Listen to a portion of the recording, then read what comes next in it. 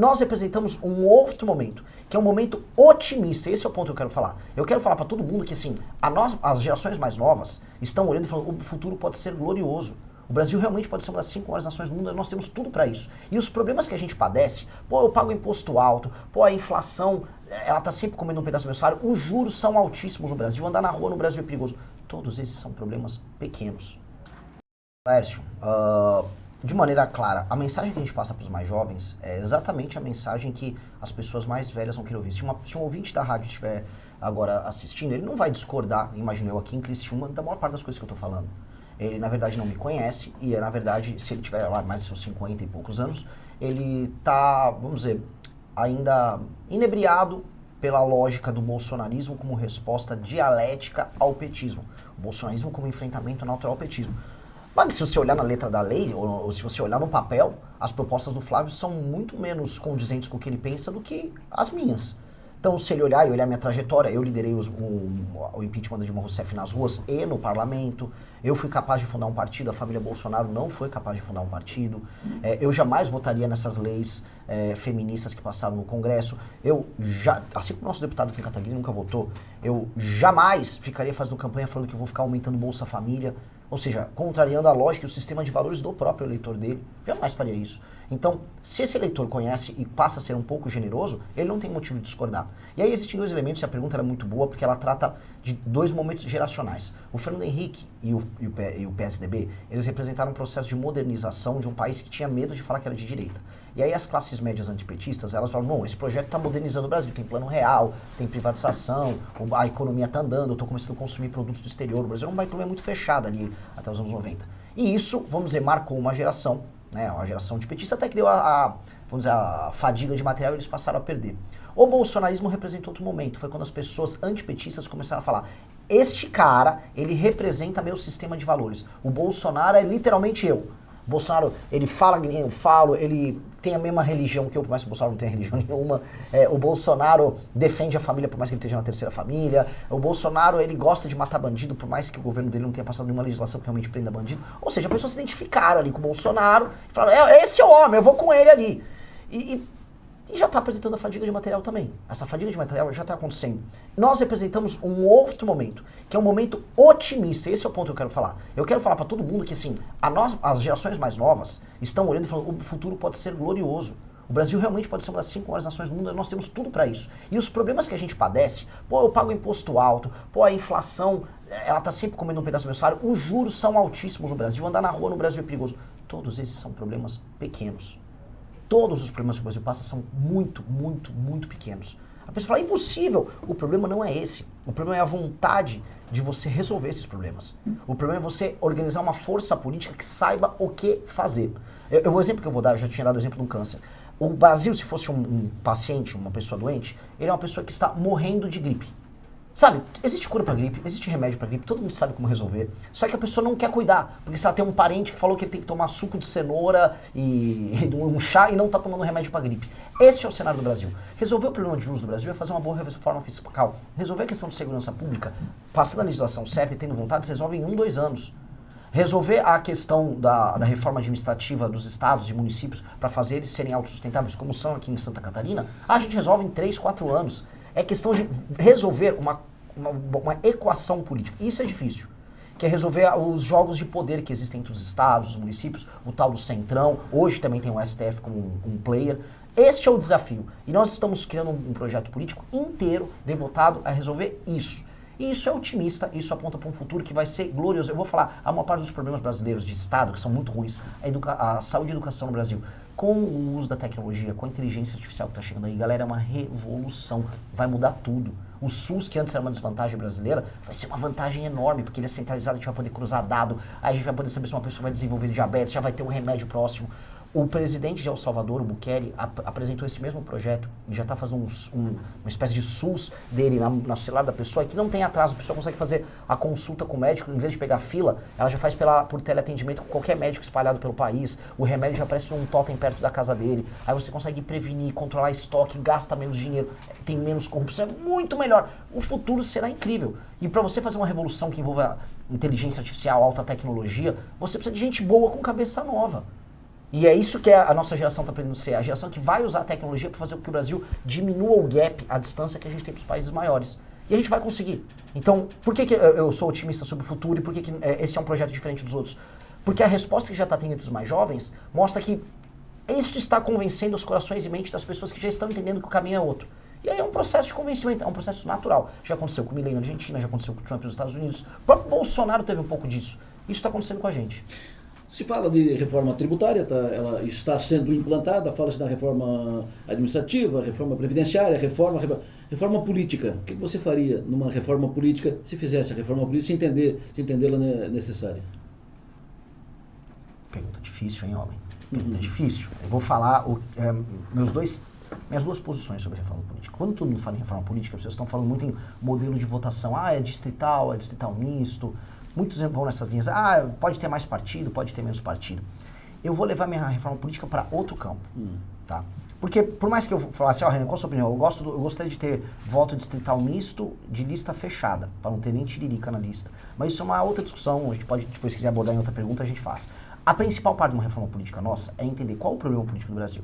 E o problema político do Brasil é o orçamento e as decisões políticas são concentradas na mão de gente que administra os piores estados e municípios do Brasil e essas pessoas não têm nenhum compromisso com o resultado e elas mandam mais do que as pessoas têm compromisso com o resultado. Ponto. O que eu quero dizer, traduzindo o que eu falei, o presidente do Senado é do Amapá e o presidente da Câmara é da Paraíba. Eles não podiam estar nessa posição. Tem pessoas dos piores municípios, de regiões mais mal administradas do Brasil, no Tribunal de Contas da União, no STF. Alguns dos últimos nomeados, teve um cara do Piauí, que é o Cássio Nunes, e teve o Flávio Dino do Maranhão. Piauí e o Maranhão apresentam alguns dos piores índices de desenvolvimento humano. É como se eu pegasse para administrar um time de futebol um técnico que acabou de ser rebaixado para a Série D. Não tem nenhum sentido eu botar um técnico na Série D na seleção brasileira, mas na política brasileira faz sentido. E como é que eu altero isso? Veja, o dinheiro dos catarinenses ele é tirado via impostos, ele vai para o governo federal, e aí ele, pelo fundo de participação dos estados, fundo de participação dos municípios, ele é enviado para municípios pouco funcionais em outros lugares do Brasil.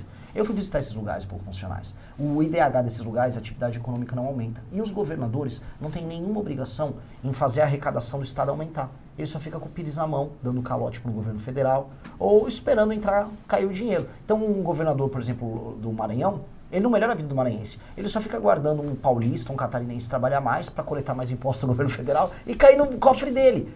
Aí sabe o que acontece? Um salário de um professor no Maranhão, ou um salário de um policial no Maranhão, é mais alto do que um de São Paulo. Mesmo o custo de vida lá sendo muito menor. Vocês sabiam disso aqui? Talvez, eu não vi o de Santa Catarina, mas talvez seja mais alto que o de um policial ou de um professor em Santa Catarina.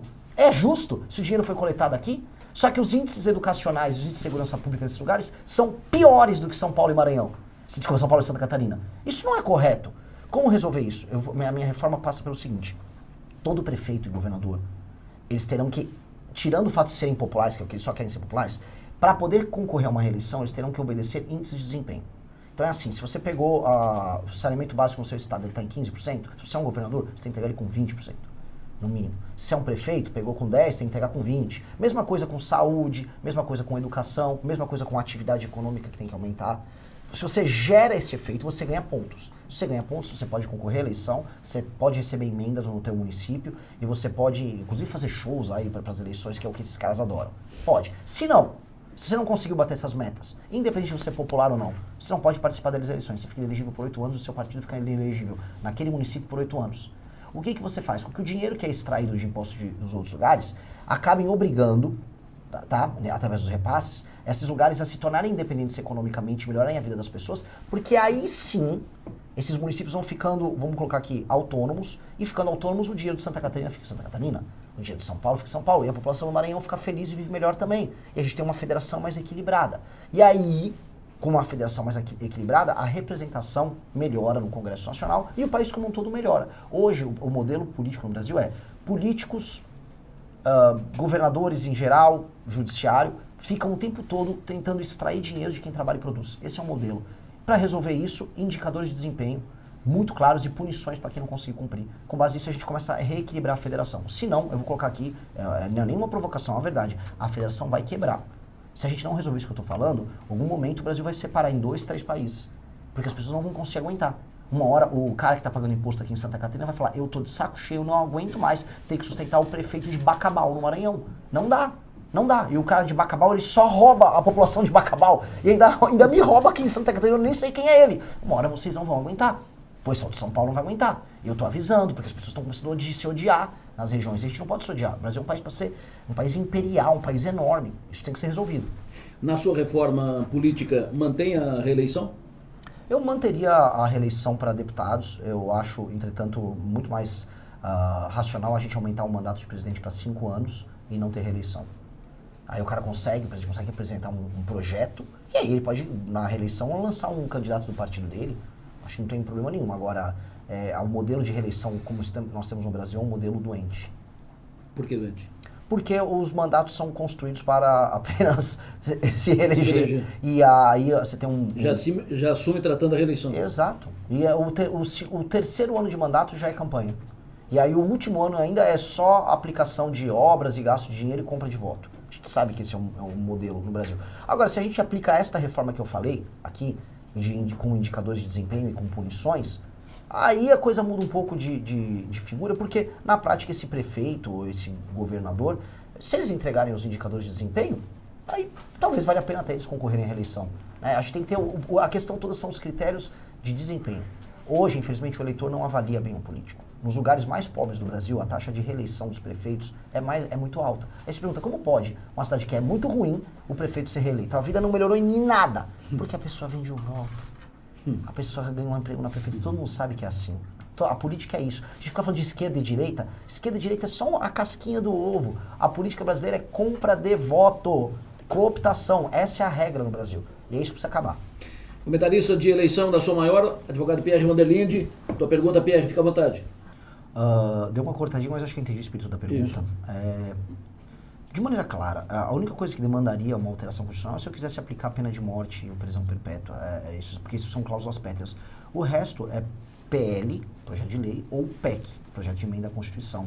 Coisa que, infelizmente, todos os presidentes têm que fazer. Tudo que envolva melhorar o desempenho econômico, alterar a forma como o Estado é conduzido, você tem que fazer PEC no Brasil. Isso é uma desgraça, herdada da Constituição de 88, que ela prevê tudo. A Constituição que abraçou tudo, isso inclusive é a origem dos superpoderes do STF, porque se tudo é constitucional e o STF é um tribunal constitucional, então ele vai julgar qualquer coisa, né? Mas não vou me evadir muito do tema central da questão. O ponto é, para você fazer isto, eu pretendo um dia, se eu conseguir, através do Partido Missão, não no primeiro mandato, tocar uma constituinte. Nós precisamos alterar a Constituição brasileira porque ela é um entrave ao crescimento brasileiro. Novamente, qualquer tema é constitucionalizado aqui no Brasil. Tem até piso de determinados servidores que estão na Constituição. Isso é doentio, isso é loucura. Você não tem que discutir na Constituição parâmetros, por exemplo, para uma reforma da Previdência. Você não tem que discutir numa Constituição temas que envolvam licenciamento ambiental. Isso é tudo maluco. Isso é doentio. Esse é um problema, mas é um problema que eu gostaria de tratar não agora. Para tratar dos 3 temas que eu falei aqui, que são os principais, uma reforma fiscal e de competitividade no Brasil, que envolve PEC. Uma alteração nas leis penais e processo penal, para incluir inclusive o direito penal do inimigo, que é PL, mas envolve também PEC.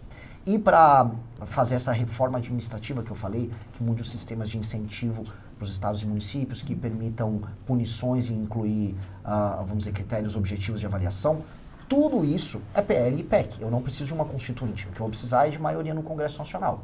Tá? E aí entra a pergunta do como. Para ter maioria no Congresso Nacional, eu tenho que escolher os inimigos que eu preciso primeiro. Né? Igual como você faz para comer um elefante, por pedaços. O primeiro pedaço que a gente tem que comer é a da reforma fiscal que eu tenho que fazer na transição. Eu ganhei a eleição em outubro, em dezembro eu tenho que estar fazendo uma reforma fiscal com a legislatura atual.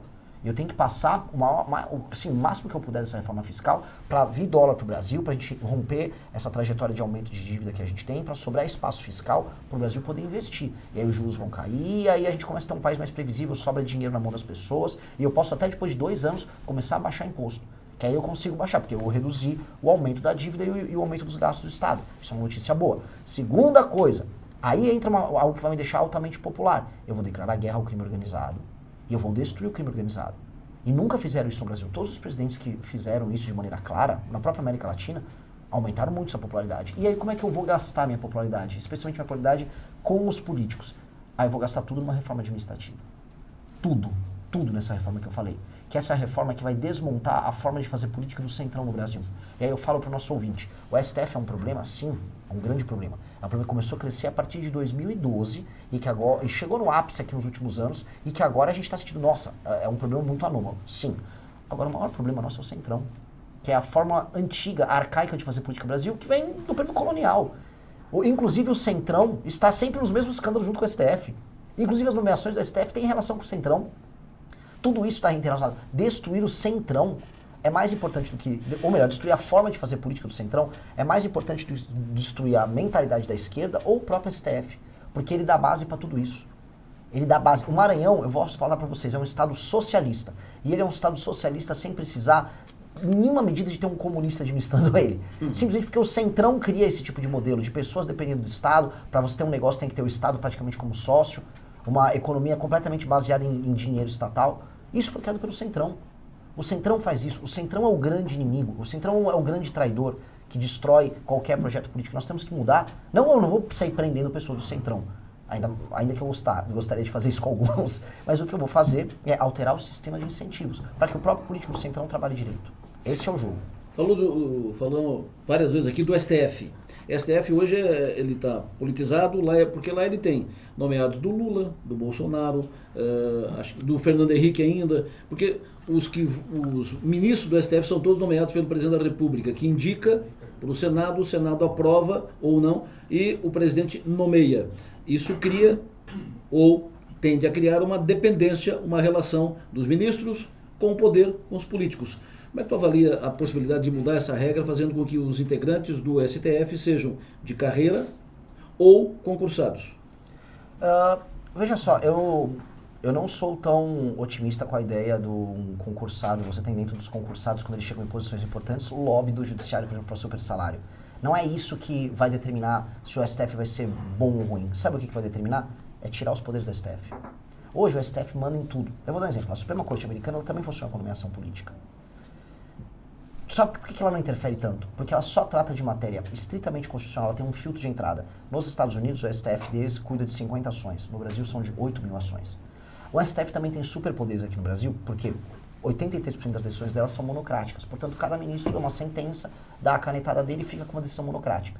Outra coisa que eles podem fazer, como eles viram uma espécie de última instância do judiciário, que eles não podem ser, eles têm que ser apartados do judiciário brasileiro, eles têm... eles podem sentar em cima de um processo, por exemplo, pedir vistas, e ficam o tempo todo sentado no processo. E aí você pode ajudar uma empresa ou ajudar um cliente, que é o que eles fazem. Eles também têm escritórios de advocacia ligados aos familiares deles, que deveria ser proibido, como é em qualquer lugar sério. Então, se a gente já tira todos esses elementos do STF atual, ele só vai tratar de maneira jurídica os temas jurídicos. E a última, que é a mais importante, a gente tem que criar uma corte política, feita com, aí sim, desembargadores de carreira, que são sorteados de cada estado e ficam no máximo 2 anos nessa corte, e essa corte julga os deputados e os senadores. É a corte política que vai fazer o papel de foro privilegiado. E ela, um deputado não pode ser julgado por um desembargador do seu próprio estado, pro bem ou pro mal, né? Tem que ser de outros estados. Essa corte não tem que ter nenhum tipo de influência política nela, é estritamente técnica, ajudando casos criminais. E aí o que isso vai fazer? O STF não tem mais poder de mandar sobre Câmara ou Senado, portanto, quando o ministro não se comporta direito, o senador vai estar muito tranquilo em chamar ele e, inclusive, fazer o impeachment. Essa é a reforma que a gente precisa fazer para resolver o STF. Pergunta do consultor de investimentos, comentarista de mercado aqui da Rádio Som Maior, Arthur Lessa, fica à vontade, Arthur. Renan, fica à vontade. Grande pergunta. Olha, só para começar aqui, eu sou, talvez, eu não vi ainda os demais, tá? Mas eu sou o único pré-candidato completamente contrário a esse projeto populista do governo Lula que vai gerar desemprego, que é o fim da escala 6x1. Porque eles colocam nos seguintes termos dessa discussão. Olha, ou de um lado você trabalha 6x1, ou do outro você vai ganhar a mesma coisa e vai trabalhar menos. É mentira. Porque ele está levando a erro as pessoas. Tem que ser, ou de um lado, você vai ter a possibilidade, tá, de acabar com a escala 6x1 e aí trabalhar menos e ganhar igual, com uma jornada menor, tá? E essa possibilidade é mínima, ou você vai ter desemprego puro e simples. E você não vai ter nenhum emprego. Porque essa é a discussão que tem que ter. As pessoas muito provavelmente ficarão sem emprego, empresas vão aumentar os custos delas, empresas vão fechar, o Brasil vai perder competitividade em alguns setores industriais que ele faz parte das cadeias globais de produção e vai vir alguma empresa mexicana, alguma empresa chinesa, alguma empresa vietnamita, alguma empresa indiana e vai roubar os clientes dos brasileiros e o Brasil vai ficar mais pobre. Porque você não aumenta os rendimentos das pessoas se não aumentar a capacidade produtiva, a produtividade da economia brasileira. Ponto. Isso aqui é papo de maluco populista que o Lula está usando para tentar ganhar a eleição. Só. E a direita não tem coragem de falar isso. Inclusive vi o Nicolas, né, já ensaiando um voto favorável a isso. Ele falou assim, eu vou botar uma emenda que aí o governo vai ter que pagar para as empresas a diferença. Mentira, isso é loucura. Aí a gente vai quebrar as contas públicas só para atender o desejo populista do Lula? Isso é loucura. Então vamos lá, o que a gente tem que ter, e respondendo a tua pergunta, juntando esses assuntos. O modelo de contratação da CLT, que tem todos esses custos, ele é inviável. Nós temos que ter um novo modelo de contratação e uma cobrança, aí sim, dos impostos concernentes à INSS, que é o recolhimento, né? De maneira flat para todo mundo. Ou seja, nós temos hoje um MEI que cobra menos, então a pessoa hoje faz um MEI e ela trabalha como MEI, e ela paga alíquotas muito menores. Na CLT ela paga muito alto. Em ambos os casos, em um dos casos a pessoa fica com a maior parte do dinheiro no bolso, e no outro caso o Estado fica com a maior parte do dinheiro. Nós temos que criar um parâmetro menor, cobrando impostos menores, muito menores do que a CLT, em que seja fácil de contratar, em que seja fácil você demitir uma pessoa, como é em qualquer lugar do mundo, em que não tenha judicialização. Inclusive aqui em Santa Catarina, a gente voltou a ter hiperjudicialização na área trabalhista, porque começou a ter decisão de desembargador aqui, falando, não, você não tem custo sem entrar com a ação trabalhista novamente, ou seja, disparou, aumentou em mais de 15% as ações trabalhistas. Tem que ter essa segurança jurídica. O modelo da CLT, se não abandonado, a gente vai ter que deixar ele num canto e criar um outro modelo de contratação simples e direto e igual e previsível, que faça as pessoas trabalharem com muito menos custos. Aí o que vai acontecer? As pessoas vão naturalmente abandonar o modelo CLT para um modelo que, vamos dizer, o desconto dela, referente, por exemplo, ao INSS, que no fundo, a aposentadoria, o sistema previdenciário brasileiro, mas, no fim do dia, a maior parte do dinheiro ficando com ela e a maior previsibilidade. Este modelo, ele tem que estar presente já no próximo governo. O próximo presidente da República precisa fazer isso, porque o Brasil está indo para uma informalidade bizarra, e nessa informalidade tem pessoas que estão trabalhando e também não estão, basicamente, arrecadando os impostos para a área do INSS. Então isso vai dar um problema previdenciário lá para frente. E o cara da CLT está pagando um valor altíssimo. Então está muito desequilibrado. A gente vai precisar reequilibrar para pagar todo mundo um pouquinho, bem menos do que a gente está pagando na média, de impostos, e facilitar a contratação das pessoas. Acho que isso vai ter um efeito muito positivo na cadeia como um todo. Renan, pergunta de milhões. Está hoje colocada uma tendência de ter no segundo turno no Brasil entre Lula e Bolsonaro, Lula e Flávio Bolsonaro. Ponto. É a tendência, é o que está colocado. Tu está correndo o Brasil tentando quebrar essa lógica, essa tendência e ganhar uma vaga no segundo turno. Mas, mantida a tendência, como é que vota o Renan no segundo turno? Renan vota em Renan. Se o Renan não estiver no segundo turno? Eu não trabalho com essa hipótese. Nunca trabalharei. Não senta num campo de batalha pensando em perder. Imagina assim, eu tenho milhares, tem meninos colocando o seu coração, sangue, suor e lágrimas, trabalhando no Brasil sem dinheiro nenhum, ajudando na pré-candidatura. Aí eu vou aqui, chegar para você, vou ficar conjecturando uma derrota para esse cara. Eu nunca vou conjecturar essa derrota. Segunda pergunta. Num debate, vamos supor que todos estejam no debate. Primeiro debate realizado, Renan, Lula, Flávio Bolsonaro, Caiado, Zema, se estiverem no processo e tal. O que tu perguntaria pro Lula? Uau! Seria o meu primeiro encontro com o Lula desde 1989. Eu vi ele num jogo de futebol e mandei ele tomar naquele lugar, por causa do meu pai, né? Eu tinha 5 anos de idade. Assim, a primeira pergunta, é uma pergunta meio óbvia, muito idiota, mas de fato, cadê a tal da picanha? No sentido de, cadê os ganhos na vida das pessoas? Cadê a acumulação? Cadê a felicidade maior do brasileiro? Cadê os gastos dele? Cadê o consumo maior que ele prometeu e não entregou? Onde está isso? Porque ele vai precisar explicar isso, porque ele falou que as pessoas iam ficar mais prósperas e terminou o mandato dele dando pé de meia, botijão de gás e energia elétrica. Ou seja, todo mundo ficou mais pobre. Se você está precisando de um botijão de gás, inclusive aqui em Santa Catarina tem lugar de entrega do botijão de gás dele, significa que todo mundo ficou mais pobre. E alguém vai ter que mostrar e jogar isso na cara dele. Que as pessoas ficaram mais pobres no governo dele e ele está agora arrancando dinheiro das pessoas que trabalham e produzem para dar botijão de gás para os outros. Aí eu quero ver, ele vai ter que sambar para responder isso. Aí na segunda pergunta tu vira e pergunta para o Flávio Bolsonaro. A primeira pergunta, Flávio Bolsonaro, explique para o Brasil por que você chegou e entrou com uma liminar mandando o COAF sair da frente para salvar você de um escândalo de rachadinha em que os seus funcionários davam o dinheiro deles, em que 90% do salário para o Queiroz, e o Queiroz administrava e pagava inclusive as contas dele, Flávio. E se isso não é, isso próprio, uma facilitação do trabalho do STF, porque na prática o STF ficou hiperimpoderado por conta do escândalo da rachadinha do Flávio Bolsonaro, em que o pai dele fez um acordo para salvar ele. E ele vai ter que explicar esse acordo para o Brasil. Porque uma coisa é fazer as pessoas ficarem na frente de quartel, achando que estão enfrentando o sistema. O outro é o próprio Flávio Bolsonaro fazer acordo com o sistema para não ser preso. Muito obrigado pela tua vinda aqui no Estúdio Sumar, foi um prazer te receber. Prazer foi todo meu, uma honra, ótimas perguntas e espero ter contribuído. Sucesso para ti, caminhada.